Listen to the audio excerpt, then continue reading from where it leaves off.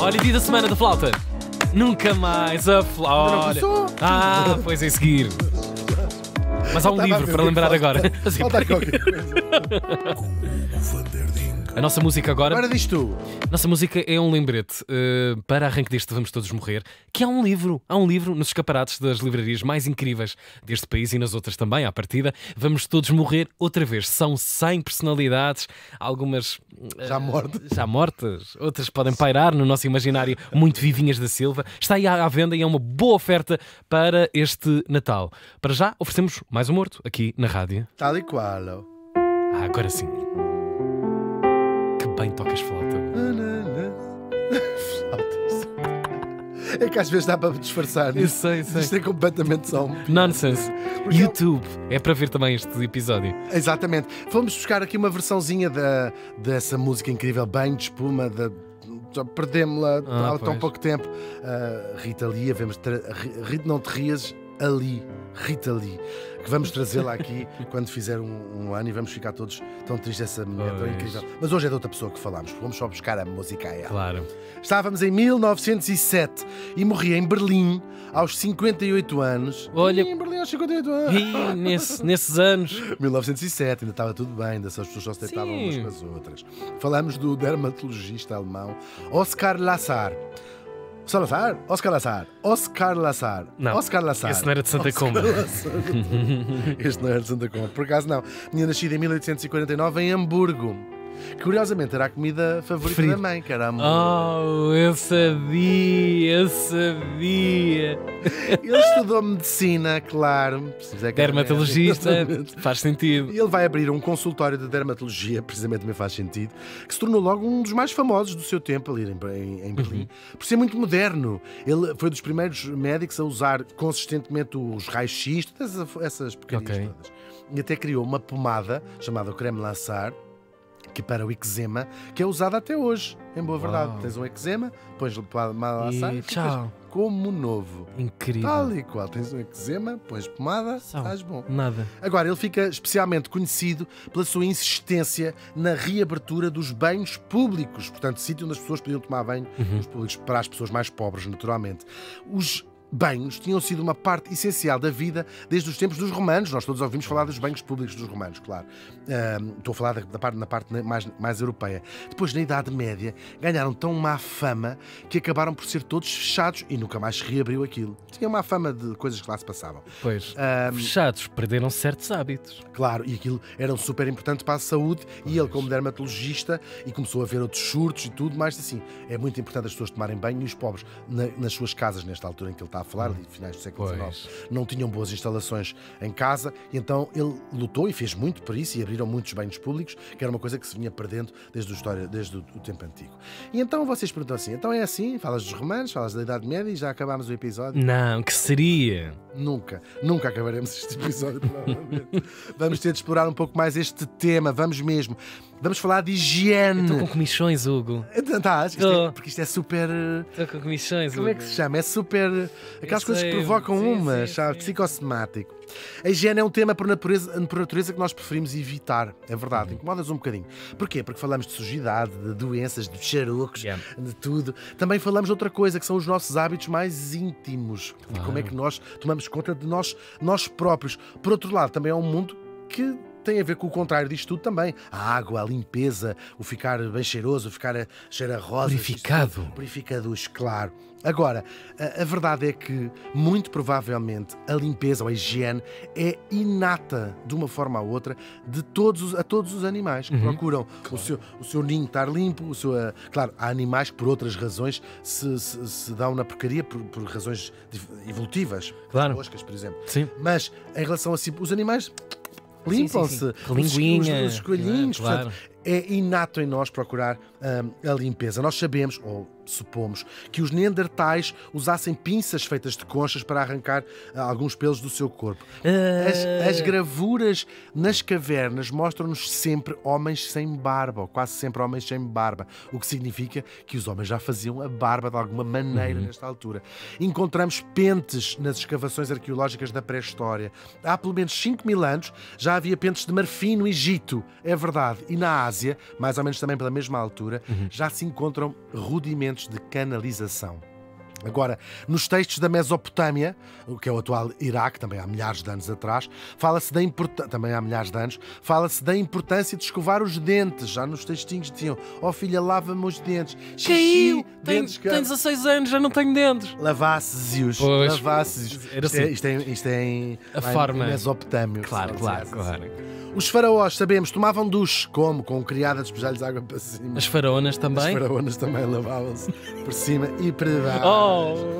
As regras de etiqueta ditavam que na China, há 2500 anos, um cavalheiro, tinham regras, um cavalheiro deveria lavar as mãos 5 vezes por dia, o cabelo de 3 em 3 e tomar banho quente de 5 em 5 dias. Isso é fascinante. É fascinante, claro. Sim. Porque tem a ver com a nossa história de chegar até hoje. Os palácios dos gregos clássicos já tinham banheiras, mais ou menos como as conhecemos hoje, e tinham canalizações e esgotos bastante sofisticados.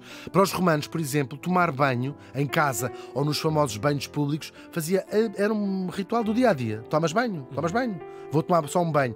Tomar um banho e um café para um romano, sabes? Sim. Enquanto não tomasses um banho e bebesses um café... Nem era romano, nem sentia romano. Já nem eras romano. Sim. Eras romano. Continuas chamando-me assim, bebê. Mas primeiro vai tomar um banho. Agora, como é que eles se lavavam? Bem, com água, e esfregavam-se com óleos, que era como eles usavam, com a ajuda de um estrígil, que era um pedaço curvo de metal, com que depois arrastavam. Há alguns sítios onde ainda se faz uma coisa parecida com isto, ou seja, espalhas óleo e depois tens fica hidratado e depois passa com... Arrancas, quer dizer...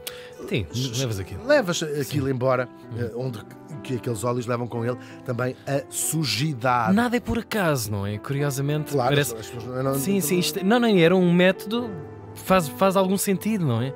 Claro, lubrificares e depois tirares. E tu vais usando as coisas que usas na altura, também de acordo com os sítios. Sim. Por exemplo, o sabão, como nós conhecemos, mais tarde sabonete, aparece-nos com os fenícios. Isto é mais na zona do Líbano, do atual Líbano. É a coisa mais fascinante que eu acho. A peça de casa e da vida de casa e da vida adulta é o sabão. O sabão é incrível. E nós sabemos, incrível. Nós quando dizemos aqui que nos fenícios ou no atual Líbano tinham, é porque temos registros deles falarem disso. Mas é muito provável que já nos tempos das cavernas se tenha percebido que a gordura misturada com cinzas, que basicamente na altura era o que era o sabão, ajuda a desencordurar, a limpar, não é? E ainda agora, gordura, não é? com a vida que passamos, com a pandemia, que bem conhecemos. Já lá iremos também, claro que sim. A importância disto tudo, sim, claro. E era assim que limpavam a pele. No Egito, nós vemos as primeiras escovas e pastas dos dentes, também incrível. Uau! Os primeiros shampoos e também a primeira maquilhagem, provavelmente para disfarçar quando não saía tudo. A pessoa sai num sábado à noite, mesmo que esteja no Egito. Sim, e só chegas a casa com um espinafre nos dentes. Claro. Diz assim... Xiça. Depois, uma parte muito importante disto tudo, em todas as religiões, do judaísmo ao hinduísmo, por exemplo, existem rituais de purificação. As excreções humanas são vistas como impuras e de uma maneira muito explícita. Por exemplo, os cristãos e os muçulmanos muito claramente falam da ideia da purificação, da limpeza, da necessidade de limpeza. É assim que surgem, por exemplo, os hammams, também conhecidos como banhos turcos, que é um elemento fundamental no Islão. Antes de entrares numa mesquita para rezar, tens de lavar a cara, as mãos, os pés, etc. Por isso é que quem conhece mesquitas tens, por exemplo, um lava-pés, digamos assim, para entrar. É obrigatório, teologicamente, fazer assim. Já os gregos antigos também tinham a mesma noção, tanto que são eles que nos deixam a palavra higiene, vem do grego, e também a ideia de miasma, ou seja, de que as doenças se espalhavam pelo ar, pelos lugares sujos e pela água também, que nós hoje sabemos que não é assim que acontece. E dos gregos, esta ideia passou para os europeus da Idade Média e por aí adiante, até chegar mais tarde. E talvez isso explique a difícil relação que fomos criando durante um período da nossa história com a água. Mas não só. Os banhos tinham sido muito comuns na Europa medieval, os mais ricos tomavam-nos em casa e os outros iam lavar-se ao rio. Na verdade mesmo. Sim. Ou então usavam os banhos públicos nas cidades, os tais que o nosso morto depois os tenta reavivar. Só que começaram a ser vistos, alguns ali na Idade Média, como um vício, mais como um vício do que como uma virtude. Para já, porque transformavam-se alguns deles em bordéis verdadeiros, e depois que mesmo esta ideia quase vaidosa de te arranjares, de te limpares, a própria Igreja Católica começou a censurar este hábito. Muito crítica em relação a isso. Exatamente, que era afastar, era quase uma coisa de vaidade, portanto, deixou de ser uma virtude para ser um vício. E assim foram sendo banidos pela igreja, banidos entre aspas, mas sim desaconselhados pela igreja. Até as pessoas deixaram de se lavar mesmo. O rei Luís XIV de França, famosamente, só tomou 2 banhos na vida e foram receitados pelos médicos para tratar umas dores de cabeça que ele tinha. As dores de cabeça não passaram e disse-se que ele nunca mais voltou-se a meter numa banheira. Nem ele, nem, em boa verdade, praticamente toda a aristocracia europeia, nesta altura, no século XVII, XVIII, não se lavavam mesmo. Isto devia ser uma coisa. Todas as classes mais altas da Europa. Lavavam as mãos e a cara, mesmo assim só de vez em quando, e pronto, e lá iam andar de moto. Será que dá a volta? Com tanto cheiro? Não, mas eu vou explicar o que é que acontece. Era uma questão quase até filosófica de classe. Pois acreditavam eles, nós não nos sujamos, também não precisamos de nos lavar, não é? Era uma das razões. Portanto, não tocamos em nada que seja sujo, não temos atividades manuais. Os outros é que trabalham. Os outros é que trabalham. E depois, também, nós não tocamos em nada imundo, portanto, não nos sujamos.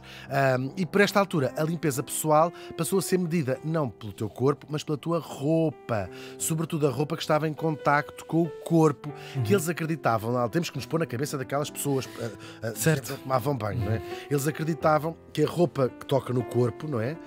Os colotes e essas porcarias todas que se usavam absorviam a sujidade e, sobretudo, as toxinas que o corpo libertava, provavelmente na forma de suor, sobretudo. Aquela roupa absorvia, tinhas é que trocar essa roupa de baixo muitas vezes e estavas sempre impecável. Quase como uma pele. Sim, absorvia aquilo tudo. E tiravas era aquela. Era esfregada e lavada. Era sempre branca a roupa de baixo, que é uma cor que ela própria era um símbolo de status. O povo não usava roupa branca, até pela dificuldade que tens de manter branca. Claro. E é por essa razão, para mostrar o poder económico, que passou a ser moda, que até sobrevive, se pensarmos bem até hoje, de ter os colarinhos e os punhos à mostra bem brancos, para se mostrar que a roupa de baixo era toda branca, claro. E essa parte da roupa branca que tinha que estar sempre imaculada, lavada, engomada, tudo impecável. Provavelmente não por os próprios.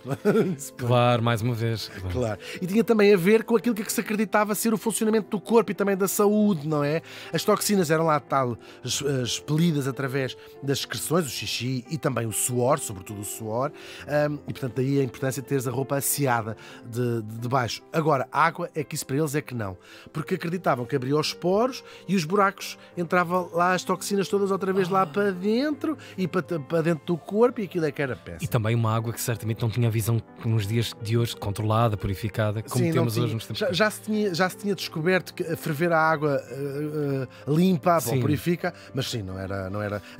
Olhavam e pensavam, não, que nojo, não vou nada tocar em água. Cristo, sim. Temos que nos pôr noutro. Claro.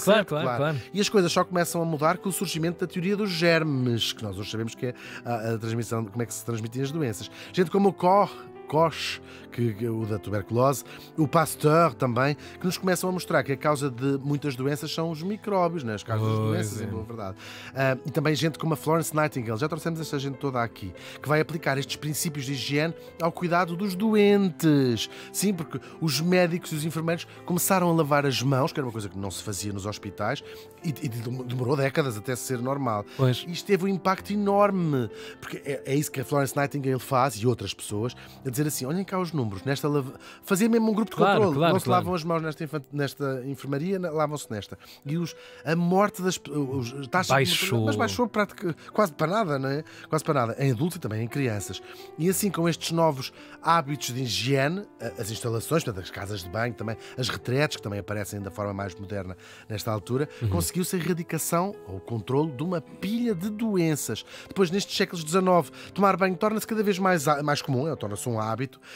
Aqui começa pelas classes mais altas, que já tínhamos visto que eram umas porcas no século anterior. Aqui já são muito asseadas, não só se começam a lavar, como até se tornam um sinal de distinção social. Tu estás lavado, estás limpo, estás bem cheiroso, estás essas coisas todas. Depois, à medida que as casas se vão equipando, sabemos que aqui no século XIX a classe média as casas começam a ser diferentes, equipando, quando digo aqui, começando a ter casa de banho, canos, canalizações. O conceito como conhecemos. Tal e qual. E portanto, espalha-se à classe média E por aí vem, por aí abaixo. E depois aparece também uma indústria de produtos de limpeza, os sabonetes líquidos, as pastas dos dentes, os desodorizantes. No mundo ocidental, só nos anos de 1920 e 30 é que a coisa se generaliza. Primeiro nas cidades e muito mais tarde, ou pouco mais tarde, no meio rural, até por causa das próprias instalações que as pessoas dispunham, que já começamos a entrar aqui nos anos 40 ou 50, este hábito de tomarmos banho todos os dias. Hoje, todos nós percebemos, como o Tiago bem lembrou, ainda há tão pouco tempo, como às vezes um gesto tão simples, tão banal, e no fundo tão ancestral também, de tantos milhares de anos, nos pode até salvar a vida. Sim, falamos disso, lavar as mãos. O Oscar Lasar morreu faz hoje 116 anos.